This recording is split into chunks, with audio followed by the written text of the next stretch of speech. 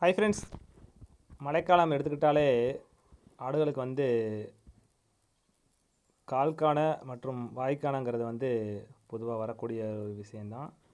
அது வந்து பார்த்துக்கிட்டிங்கன்னா, நம்ம எந்த அளவுக்கு ஏற்கனவே சொல்லியிருந்த மாதிரி கொட்டகையை நம்ம தூய்மையாக வச்சுருந்தாலே ஆடுகளுக்கு எந்த விதமான நோயும் வராது.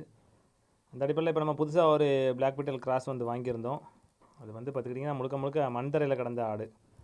அது போக தொடர்ந்து மழை பெஞ்சதில் அதில் அந்த மண் தரையில் கிடந்ததுனால அதனுடைய குட்டி வந்து பார்த்துக்கிட்டிங்கன்னா ஒரு குட்டிக்கு காலில் வந்து லைட்டாக இப்போ தான் ஆரம்பித்த மாதிரி காண ஆரம்பித்த மாதிரி லைட்டாக சிம்டம்ஸ் தெரிஞ்சு நம்ம அதை வந்து ஆரம்பத்தில் சரி பண்ணியாச்சு. எப்படி கண்டுபிடிச்சோம்னா, அது ஒத்த காலை தீக்கிட்டே தான் இருந்துச்சு.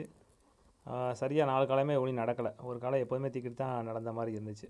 அந்த டைம்லேயே நம்ம வந்து அதுக்கு ப்ராப்பராக தொடர்ந்து ஒரு 2 நாள் தான், ஒரு 2 நாளில் வந்து பார்த்துக்கிட்டிங்கன்னா நம்ம நம்முடைய மருந்தை தயார் பண்ணி அதுக்கு நம்ம வந்து வெளிப்பூச்சா பூசியாச்சு.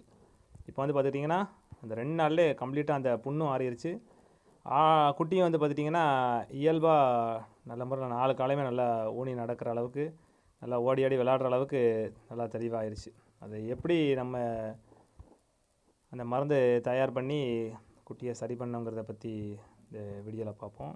அதற்கு மெயினாக வந்து பார்த்துக்கிட்டிங்கன்னா, நம்ம வெளியிலேருந்து எந்த மருந்தும் வாங்கலை, நம்ம கைப்பட அந்த மருந்து தயாரித்தோம். அது என்னடான்னு பார்த்தீங்கன்னா, இது போல் ஒரு பாட்டிலில் வந்து வேப்ப எண்ணெய், அதோட வந்து பார்த்துக்கிட்டிங்கன்னா மஞ்சள் தூள், இது 2யும் வந்து வச்சு தான் நம்ம இந்த மருந்து தயாரித்தோம்.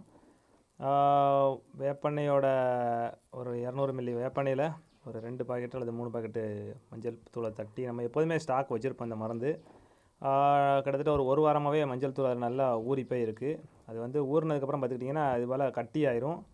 நம்ம அதை எண்ணெய் குறையும் போது அதில் எக்ஸ்ட்ரா வந்து வேப்பெண்ணெயை நம்ம சேர்த்துக்கிட்டு அதை ஒரு குச்சி வச்சு மிக்ஸ் பண்ணிட்டாலே மருந்து ரெடி ஆயிரும். நம்ம இப்படி தான் தயார் பண்ணிக்கிருக்கோம். அதில் மஞ்சள் பொடியோட அளவு குறைஞ்சா மஞ்சள் பொடியை போட்டுக்கிடுவோம். இது கிட்டத்தட்ட ஒரு வாரம் 10 நாளாக ஊறின மருந்துங்கிறதுனால நம்ம ஒரு நாளைக்கு 2 டைம், காலைல ஒருக்கா ஈவினிங் ஒருக்கா 2 டைம் நல்லா இந்த புண்ணில் இருக்க புழுக்கள் எல்லாத்தையுமே க்ளீன் பண்ணிட்டு நல்லா க்ளீன் பண்ணி துடைச்சிட்டு அதுக்கப்புறம் பார்த்துக்கிட்டிங்கன்னா அந்த மருந்தை நல்லா அப்ளை பண்ணி விட்டோம். நார்மலாக பார்த்திங்கன்னா நீங்கள் வீடியோவில் பார்க்கும்போது தெரிஞ்சிருக்கும். நான் அது நொண்டிக்கிட்டு அலையும்போது அந்த ஃபோட்டோ வீடியோ எடுக்கலை. இப்போ வந்து பார்த்துட்டிங்கன்னா கால் கம்ப்ளீட்டாக புண்ணு இல்லாமல் ஆடுச்சு. ஆடும் நல்லா ஓடி ஆடி விளையாடுற அளவுக்கு ஆயிடுச்சு.